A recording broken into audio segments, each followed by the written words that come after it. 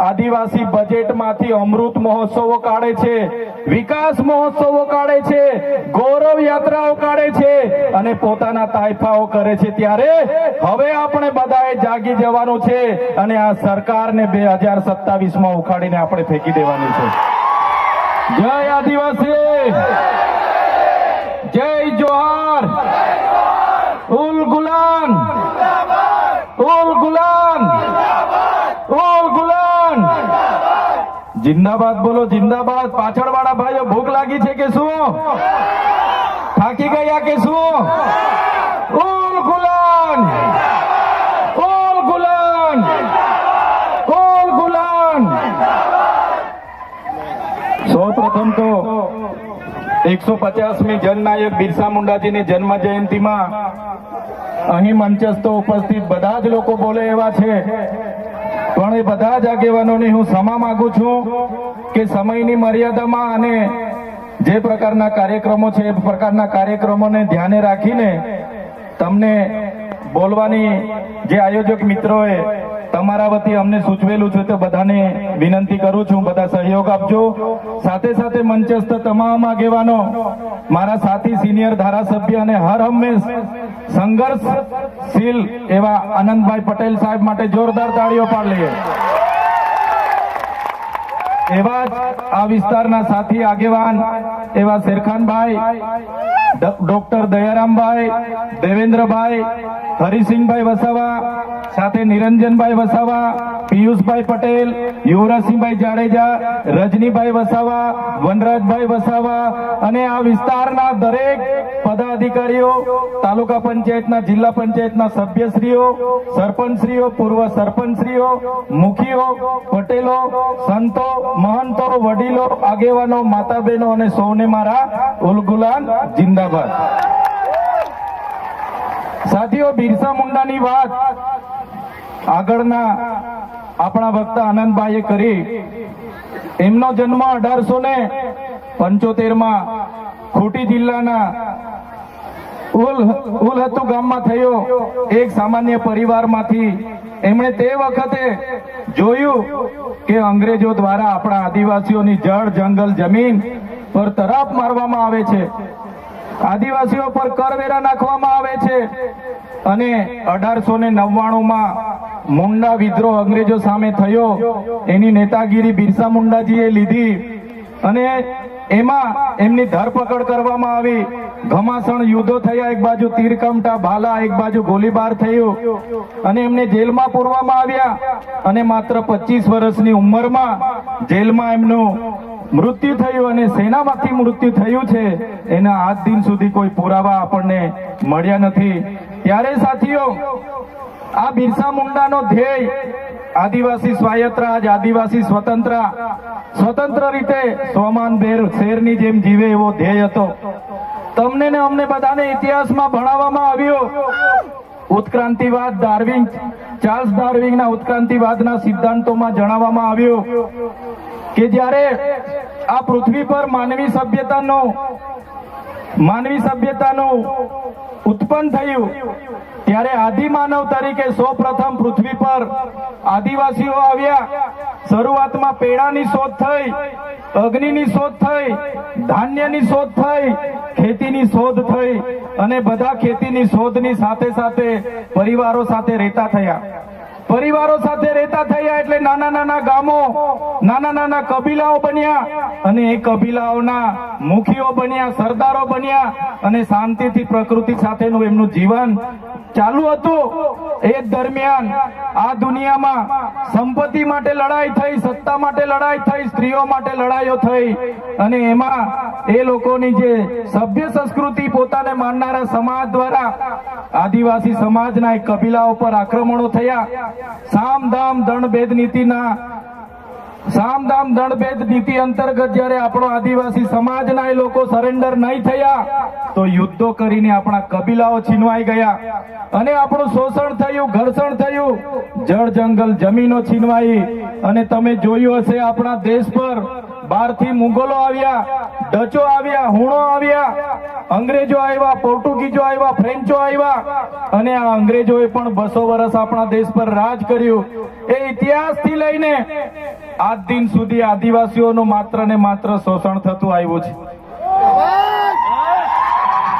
ત્યારે આદિવાસીએ આઝાદીની લડતમાં પણ તમે જોયું હશે, તમે બિરસા મુંડાનો ઇતિહાસ વાંચો, તમે ગુરુ ગોવિંદનો ઇતિહાસ વાંચો, ટાટિયા મામા ખાદ્ય નાયકનો ઇતિહાસ વાંચો, તમે માનગઢ ધામમાં થયેલો હત્યાકાંડનો ઇતિહાસ વાંચો, તમે દડવાડામાં પાલ દડવામાં થયેલો હત્યાકાંડનો ઇતિહાસ વાંચો, તો આ ઇતિહાસમાં આદિવાસીઓ અંગ્રેજોને હંપાવ્યા, પણ કૂટનીતિ કરીને અંગ્રેજોએ આપણા લોકોને નરસંહાર કરી અને આપણા વિસ્તારમાં આપણા ક્રાંતિકારી લોકોને શહીદી વહોરવી પડી. દેશના આઝાદીમાં આપણું આટલું મોટું યોગદાન હતું. દેશ આઝાદ થયો, દેશમાં લોકશાહી આવી, લોકશાહીમાં દેશમાં બંધારણ બન્યું અને બંધારણની કલમમાં 444, 244, 13 કમાં આપણા વિસ્તારને 5મી અનુસૂચિ તરીકે જાહેર કરવામાં આવ્યો. એ જ પ્રકારે દેશના આસામ હોય, સિક્કિમ હોય, મિઝોરમ હોય, નાગાલેન્ડ હોય, મેઘાલય હોય, તમામ રાજ્યને અનુસૂચિ 6 અંતર્ગત સમાવેશ કરવામાં આવ્યો. ત્યારે અનુસૂચિ 6 ત્યાં લાગુ કરવામાં આવી અને ગુજરાતમાં આજ દિન સુધી અનુસૂચિ 5 લાગુ કરવામાં નથી આવી. અને આ સત્તામાં બેઠેલા લોકો અનુસૂચિ 5 લાગુ હોવા છતાં પોતાનો સત્તાનો દુરુપયોગ કરીને આદિવાસીઓની જમીનો છીનવી રહ્યા છે, આદિવાસીઓના ખનીજો છીનવી રહ્યા છે, કુદરતી સંપાદનો છીનવી રહ્યા છે. રોડના નામે, ડેમના નામે, આ વિસ્તારમાં કોરિડોરના નામે, જીએમડીસીના નામે, હાઇડ્રો પાવરના નામે, જીઆઈડીસીઓના નામે, સરકારી આવાસોના નામે, સ્ટેચ્યુના નામે આજે આદિવાસીઓને એમની જમીનો છીનવાઈ રહી છે. આજે આખા દેશમાં 80 લાખ આદિવાસીઓ વિસ્થાપિત થયા છે. એ આ સરકારો દ્વારા કરેલી દેન છે સાથીઓ. આજે ગુજરાતમાં, આજે દેશમાં 8% આદિવાસીઓ છે. 2011ની વસ્તી ગણતરી પ્રમાણે 11 કરોડથી પણ વધારે દેશમાં આદિવાસીઓ છે. આજે ગુજરાતમાં 15% આદિવાસીઓ છે. 1,25,00,000 આદિવાસીઓ ગુજરાતમાં છે. 29 જાતિઓ ગુજરાતમાં આદિવાસીઓની છે. આજે તમે મને બતાવો કયા ક્ષેત્રમાં આદિવાસીઓ 15% છે, બતાવો મને. તમે સચિવાલયમાં જશો, આદિવાસીઓનું લિસ્ટ તમે માંગજો. તમે હાઈકોર્ટના જજની યાદી જોઈ લેજો. તમે ઇન્ડસ્ટ્રીયલના આપણા આદિવાસીઓને કેટલા લાભો મળ્યા છે જોજો. તમે રિયલ એસ્ટેટમાં આપણા આદિવાસીઓની સંખ્યા જોજો. ત્યારે આઝાદીના 78 વર્ષમાં સરકારોએ માત્ર ને માત્ર આદિવાસી બજેટમાંથી અમૃત મહોત્સવો કાઢે છે, વિકાસ મહોત્સવો કાઢે છે, ગૌરવ યાત્રાઓ કાઢે છે અને પોતાના તાઇફાઓ કરે છે. ત્યારે હવે આપણે બધાએ જાગી જવાનું છે અને આ સરકારને 2027માં ઉખાડીને આપણે ફેંકી દેવાની છે. સાથીઓ, અમે 4 વર્ષ પહેલા જનનાયક બિરસા મુંડાજીની પ્રતિમા ડેડિયાપાડામાં સ્થાપના કરતા હતા અને એમના વિચારોને ઉજાગર કરવા માટે, એમના વિચારોમાંથી આવનારી પેઢી પ્રેરણા લે માટે અમે ત્યાં પ્રતિમા સ્થાપિત કરતા હતા. ત્યારે આ ભાજપના સાંસદ મનસુખભાઈ વસાવા, 3 જિલ્લાની પોલીસ અને એમના RSS વાળાએ આપણને ત્યાં પ્રતિમા સ્થાપતા અટકાવી દીધા હતા અને પ્રતિમા સ્થાપતા આપણા ઘણા લોકોને ડિટેન કર્યા હતા. 3 જિલ્લાની પોલીસ અમને પકડવા માટે આવી હતી, છતાં આપણે એમનાથી ડર્યા નથી અને બિરસા મુંડાની પ્રતિમા ડેડિયાપાડામાં સ્થાપિત કરી છે. ત્યારે આજે દેશના વડાપ્રધાનને આજે ડેડિયાપાડા આવવું પડે એ આપણા બધાની તાકાત છે.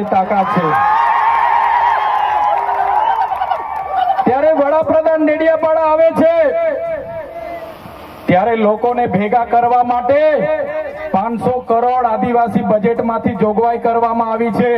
હજારો બસોની વ્યવસ્થા કરવામાં આવી છે અને બધા કર્મચારીઓને એમાં લગાડી દેવામાં આવ્યા છે. આજે ડેડિયાપાડાના ગામડાઓમાં ટીડીઓ ના મળે, તલાટીઓ ના મળે એવા ગામડાઓની ગલીઓમાં આ ગુજરાતના નાયબ મુખ્યમંત્રી, એમના મંત્રીઓ, એમના સાંસદો, એમના ધારાસભ્ય ડેડિયાપાડાના ગલીઓમાં 4 દિવસથી ફરે છે. જે લોકો એસી ચેમ્બરોમાંથી બહાર નહોતા આવતા, જે લોકો લોકો ગાંધીનગરમાં પડ્યે ફતારીએ રહેતા હતા એ લોકોને ગામડે ગામડે ફરતા કરી દીધા. એ આપણી બધાની તાકાત છે ભાઈઓ. ત્યારે નરેન્દ્રભાઈ મોદી આપણા કુળદેવી માતાના દર્શને જવાના છે દેવમોગરા. દેવમોગરા એ મહારાષ્ટ્ર, મધ્યપ્રદેશ, ગુજરાત અને રાજસ્થાનના લાખો લોકોનું આસ્થાનું કેન્દ્ર છે. અને દેવમોગરા જઈને રાજનીતિ જ્યારે કરવા માંગે છે ત્યારે નરેન્દ્રભાઈ મોદીને હું આ મંચ પરથી કહેવા માંગુ છું, તમને જો આદિવાસીઓ માટે હિત હોય તમે દેવમોગરા જજો, તમે હિજારી લઈને આવજો, તમે મવડાનો ચોખ્ખો દારૂ એક બોટલ લઈને આવજો, તમે એક મરઘો લઈને આવજો, એક બકરો લઈને આવજો. દર્શન કરીને એની પ્રસાદી કરીને તમે ત્યાં જ જમીને પછી જજો. ત્યારે અમે માનીશું કે તમે આદિવાસીઓના હિતે છો. તમે આદિવાસીઓ માટે આજ દિવસ સુધી તમે 24 વર્ષથી રાજનીતિમાં છો. આગળ મુખ્યમંત્રી હતા, હમણાં વડાપ્રધાન છો. આદિવાસીઓ આજે શિક્ષક માટે આંદોલન કરે છે, શાળા માટે આંદોલન કરે છે, નર્મદાના પાણી માટે આંદોલન કરે છે, પોતાની જમીનો બચાવવા આંદોલન કરે છે, જીએમડીસી હટાવવા આંદોલન કરે છે, જીઆઈડીસીઓમાં રોજગાર માટે આંદોલન કરે છે. ત્યારે નરેન્દ્રભાઈ મોદીજીને કહેવા માંગુ છું, હવે અમે લડેંગે, જીતેંગે, જિંદાબાદ, મુર્દાબાદ આવેદન નિવેદન કરવા માંગતા નથી. હવે અમે લડવા માંગતા નથી. હવે ધરણા પ્રદર્શન બંધ, હવે આંદોલન બંધ. જો અમારી 5મી અનુસૂચિ, જો અમારા પૈસા એક, જો અમારી અનામત, જો અમારી 73 એની જમીનોને આવનાર દિવસોમાં જીએમડીસી ના નામે માગશો, માલસામોટ પ્રોજેક્ટના નામે માગશો, હાઇડ્રો પ્રોજેક્ટના નામે માગશો, અણુ મથકના નામે માગશો, તો અમે આંદોલન નથી કરવાના, અમે નેપાળવાડી કરવા માટે ગાંધીનગર આવવાના છે. અમે નેપાળવાડી કરવા માટે ગાંધીનગર આવીશું. તે દિવસે તમારો ને અમારો સામનો થશે, તે દિવસે ખબર પડશે ઓરિજિનલ આદિવાસીઓ કોણ છે. ત્યારે કેટલાક મીડિયા વાળા મિત્રોએ મને પૂછ્યું, તમારા ડેડિયાપાડામાં નરેન્દ્રભાઈ મોદી આવે છે, તમારું બધું પૂરું થઈ જાય. ત્યારે મેં મીડિયા વાળાને મિત્રોને કીધું, નરેન્દ્રભાઈ મોદી આવીને જાય પછી એમના મિત્ર ડોનાલ્ડ ટ્રમ્પને પણ લઈ આવજો, અમારા લોકોને ક્યાંય ફેર પડવાનો નથી. હવે અમારા લોકો જાગી ગયા છે, અધિકારોની વાત કરીએ છીએ. સંવિધાન અધિકારો અમને આપો, સામાજિક અધિકારો આપો. અમને જે મળેલી અમારા અધિકારોની વાત અમે કરીએ છીએ ત્યારે અમને ખબર પડી ગઈ કે આદિવાસી સમાજ હવે જાગૃત થયો છે. ત્યારે બિરસા મુંડાના રથ જ્યારે લઈને ફર્યા, એમના મંત્રી તંત્રી મારું નામ લઈને મને ગાળ બોલે કે પેલો ચૈતર વસાવો અહીંયા આવે છે, આમ કરે છે, તેમ કરે છે, ફલાણું કરે છે, ઢીકડું કરે છે. એ મંત્રીઓને પણ કહેવા માંગુ છું, એ પ્રદેશ પ્રમુખને પણ કહેવા માંગુ છું, ચૈતર વસાવાને ગાળ બોલવાથી અમારા આદિવાસીઓનું ઉત્થાન નથી થવાનું. તમે આદિવાસીને ઉત્થાનની વાત કરો. મને ગાળ બોલવાથી અમારા લોકોનો જો વિકાસ થઈ જવાનો હોય તો હું દરરોજ તમારી ઓફિસે તમારી ગાળ ખાવા માટે પણ તૈયાર છું. સાથીઓ, અમે આનંદભાઈ સાથે વિધાનસભામાં લડીએ, રોડ પર લડીએ, સદન પર લડીએ અને આદિવાસીઓની ન્યાયની વાત કરીએ, અધિકારની વાત કરીએ. આ લોકોને ગમતું નથી. આનંદભાઈ પર અનેક કેસ થાય, મારા પર અનેક કેસ થાય, અમને જેલોમાં નાખવામાં આવે, પણ અમે આ સરકારની જેલોથી અમે ડરવા વાળા લોકો નથી, અમે લડવા વાળા લોકો છે. સાથીઓ, આ મંચ પરથી કહેવા માંગીએ છીએ, આ ચૈતર વસાવાના, અનંત વસાવાને જ્યારે સમાજની જરૂર પડશે અમે આ ધડ ધરવા માટે પણ તમારી સાથે તૈયાર છે. આ ધડ ધરવા માટે પણ અમે સમાજ માટે તૈયાર છે. એક ગુજરાતના મુખ્યમંત્રી ભૂપેન્દ્રભાઈ પટેલ, એક ગુજરાતના ઉપમુખ્યમંત્રી હર્ષભાઈ સંઘવીની પોલીસમાં પાણી નથી કે આ ચૈતર વસાવાના આનંદ પટેલને એરેસ્ટ કરી શકે. ત્યારે સાથીઓ, જાગવાની જરૂર છે. આગળ ડોક્ટર સાહેબે કીધું, આપણી જે મૂળ સંસ્કૃતિ છે આપણે ભૂલી ચાલ્યા. આપણો નંદરિયો દેવ, આપણો ગામનો હિમારિયો દેવ, આપણો વાઘ દેવ, ગોવાળ દેવ, આપણો કાળિયો ભૂત, આપણે ધરતી માતાને પૂજનારા, આપણે નદી નાળાને પૂજનારા, આપણે ચંદ્ર અને સૂર્યને પૂજનારા, આપણે પ્રકૃતિના પૂજક તરીકે છે. ત્યારે જન્મ મરણની વિધિ, લગ્નની વિધિ આપણે ભૂલી ચાલ્યા છે. ત્યારે આજે આ લોકો આપણા પર જાતિનો દાખલો માંગે છે, પુરાવા માંગે છે. ભણેલા છોકરાઓને પૂછી લો. સાથીઓ, જે આપણી રીત પરંપરાઓ છે, આપણો જે પહેરવેશ છે, આપણા પૂર્વજો આઝાદી પહેલા ઓળખી કાઢતા હતા. ગોરા અંગ્રેજો આવ્યા, એમના પહેરવેશ, એમની બોલી પરથી આપણા પૂર્વજો જાણી ગયા કે આપણા દુશ્મન છે. આજે તો આપણે એ લોકોની સંસ્કૃતિ અપનાવતા થઈ ગયા, એ લોકોના પેન્ટ શર્ટ પહેરતા થઈ ગયા, એ લોકોના જીન ટી શર્ટ પહેરતા થઈ ગયા, એ લોકોના બૂટ સૂટ આપણે પહેરતા થઈ ગયા. આપણી બહેનો પણ આજે પંજાબી પહેરતી થઈ ગઈ, ડ્રેસ પહેરતા થઈ ગયા, ચણિયા ચોરી પહેરતી થઈ ગઈ, જીન શર્ટ ટી શર્ટ પહેરતા થઈ ગયા. ત્યારે આવનારા દિવસોમાં આપણો દુશ્મન કોણ છે તે આપણને ખબર પડવાની નથી. ત્યારે આપણે મૌલિક નૈતિક મૂલ્યો આપણે જાળવવા પડશે. આપણી બોલી ભાષા આપણે સાચવવી પડશે. આપણો પહેરવેશ, આપણી સંસ્કૃતિ, આપણા વારસામાં મળેલી આપણી પરંપરાઓ, રીત રિવાજો આપણે સાચવવા પડશે. સાથીઓ, આપણા વિસ્તારમાં વૈશ્વિકરણના નામે જમીનો છીનવાય છે. ઔદ્યોગિકરણના નામે જીઆઈડીસી આવી, એમાં જમીનો છીનવાઈ ગઈ. અને તમે જોઈ લો, આજે ધર્માંતરણના નામે આદિવાસીઓને ભોળવામાં આવે છે. આજે શિક્ષણના નામે ધર્મના પ્રચારો થાય છે. ત્યારે મારા આદિવાસી સાથીઓને કહેવા માંગુ છું, જે દિવસે આપણે આજે આદિવાસી તરીકે મટી જઈશું, તે દિવસે આપણું અનામત પણ આપણને મળવાનું નથી. તે દિવસે આપણે જમીનો પણ બચાવી નથી શકવાના.